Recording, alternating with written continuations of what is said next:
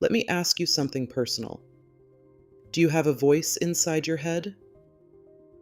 I do not mean that in any kind of alarming way. I mean the running commentary, the internal narrator that talks you through your day, the voice that rehearses what you are going to say before a difficult conversation, the voice that plays back something you said 3 years ago at 2 in the morning. If that sounds familiar, you have an inner monologue. But here is something that surprises a lot of people. Not everyone does. Research by psychologist Russell Hurlburt at the University of Nevada estimates that roughly 1 in 4 people experience little or no inner speech. That does not mean they are not thinking. It means they think differently. In pictures maybe, in feelings, in sensory impressions, in abstract concepts that arrive whole without words attached. In episode 63 of the Paranormal series, we explored the Descartes question, I think therefore I am, the simple fact of thought as the foundation of existence. Tonight in EMP54, I want to explore the next question, how do you think? And does it matter that the answer is different for different people? I think it matters a great deal. Because understanding how you think, your own particular mental style, is one of the most practical tools for self-awareness that exists. And self-awareness, as we documented in EMP50 and EMP51, is the foundation of everything. Inner speech, what researchers also call internal monologue, is the experience of silent verbal thinking, the words in your head that no one else can hear. Research in psychology has documented what inner speech actually does. It helps you plan, rehearsing a task before you begin it, organizing the steps in sequence. It helps you self-regulate, the internal coaching voice that says you can do this. Stay calm, think it through. It helps you remember, verbal repetition strengthens memory encoding, and it helps you process emotions. Putting feelings into words is itself a way of understanding and managing them. Ben Alderson-Day and Charles Fernyhough, in their 2015 review, published in Psychological Bulletin, documented something important. Inner speech is not simply a yes or no experience. People differ significantly in how often they experience it, what form it takes, and what role it plays in their thinking. Some people have a constant inner narrator, a near unbroken stream of verbal thought. Others experience inner speech in bursts, mainly when concentrating on a specific task. Others experience it rarely. Russell Hurlburt and Eric Schwitzgebel, in their 2007 book describing inner experience, went even further, using a technique called descriptive experience sampling, where participants were interrupted randomly throughout the day and asked to describe exactly what was happening in their minds at that moment. What they found was that inner experience is far more diverse than most people assume, and far more diverse than people typically report when asked to reflect on their thinking in the abstract. The research conclusion, there is no single correct way to think. Inner speech is one form of cognition among several, and the form your thinking takes is not a measure of intelligence, capability, or depth. It is a characteristic, like handedness or preferred learning style. Here are the 5 primary ways people think, documented in cognitive research. Most people use a combination of these with 1 or 2 dominant styles. As I describe each one, notice which ones resonate with how your own mind works. Inner speech, thinking in words and sentences, the running commentary, the internal debate, the rehearsed conversation. If you find yourself narrating your own day, composing emails in your head before you type them, or arguing both sides of a decision out loud inside your mind, this is likely a dominant style for you. It tends to excel in writing, verbal reasoning, planning, and self-coaching. Visual imagery, thinking in pictures, diagrams, mental movies. People who are strong visual thinkers often see the answer before they find the words for it. An architect who walks through a building before it exists.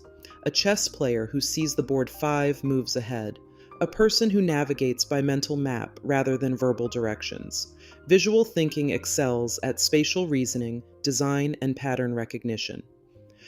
Emotional processing, relying on feelings as information. This is not the absence of thinking, it is a form of thinking in which the emotional signal arrives before logical analysis. The gut sense that something is wrong before you know why.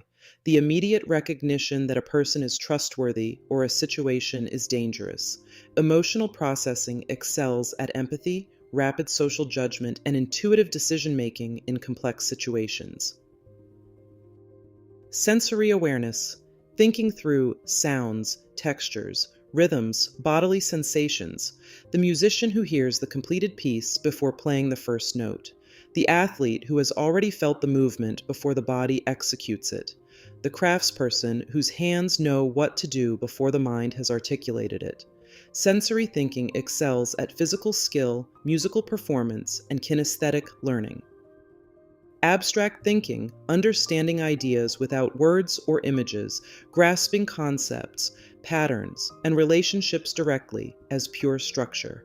This is the mathematician who understands the proof before writing it down, or the philosopher who holds multiple complex ideas in relation to each other without needing to verbalize each one.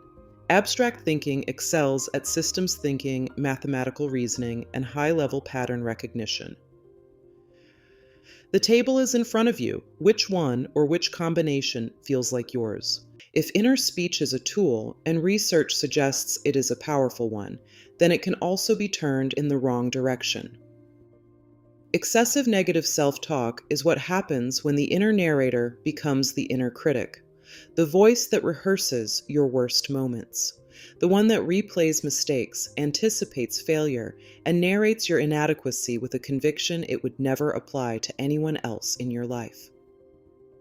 Research has associated chronic negative self-talk with increased stress, anxiety, and difficulty with emotional regulation. If your inner monologue is predominantly critical, if the voice in your head says things to you that you would never say to a friend, that is worth paying attention to.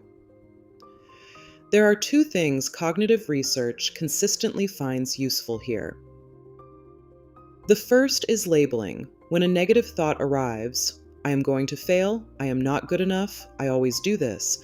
Noticing it as a thought rather than a fact creates a small but significant distance. That is a thought, not a verdict, not a fact, a thought. The second is what researchers call distanced self-talk. Instead of thinking I am a failure, try thinking, Linda, you made a mistake. That is not the same as being a failure. Research suggests that addressing yourself by name, creating the perspective of a concerned friend, can reduce the emotional intensity of negative self-evaluation and improve decision-making in difficult moments. The inner voice is not the enemy, it is a tool. But like any tool, the quality of the outcome depends on how you use it. Here's where the science of how you think becomes practical in your relationships. At home, at work, and anywhere you need to understand or be understood by another person. Most people assume other people think the way they do. A person with a strong inner monologue may assume that everyone has an internal narrator, and that people who seem not to think things through are simply choosing not to use it. A strong visual thinker may assume that everyone can picture what they are describing and be genuinely puzzled when a verbal explanation lands better than a diagram. The research finding is simple and significant. Your thinking style is not everyone's thinking style, and communication breakdowns often trace to this mismatch, rather than to any failure of intelligence or goodwill on either side.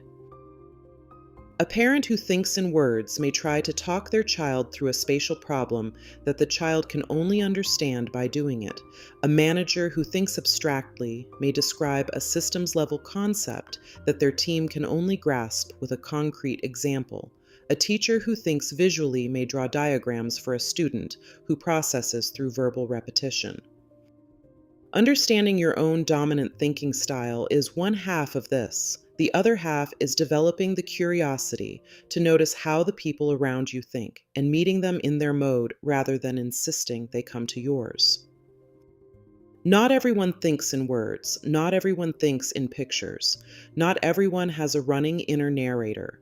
And none of those variations is superior to the others. They are different instruments in the same orchestra, each one capable of something the others are not.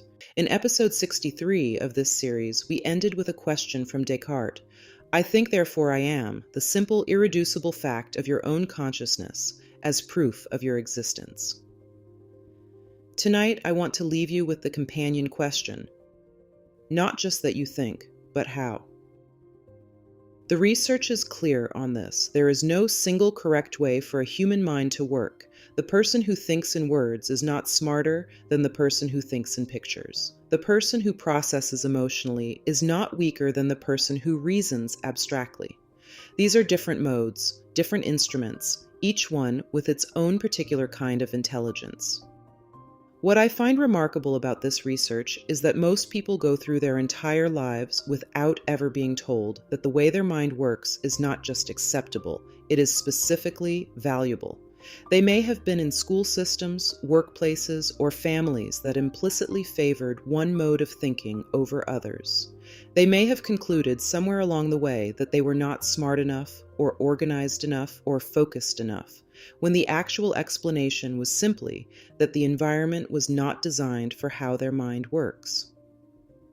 Knowing how you think does not change what you think, but it changes how you approach learning, communication, problem solving, and the inner voice that narrates your experience of all of them. If your inner narrator has been unkind to you, practice labeling its statements as thoughts, not facts.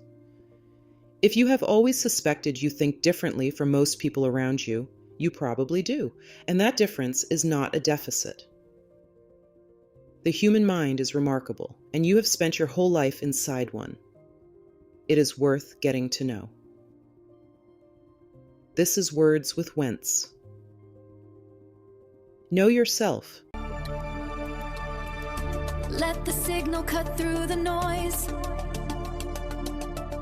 Reading between the lines. Every story leaves a trace, unlocking time and space, finding truth with Wentz.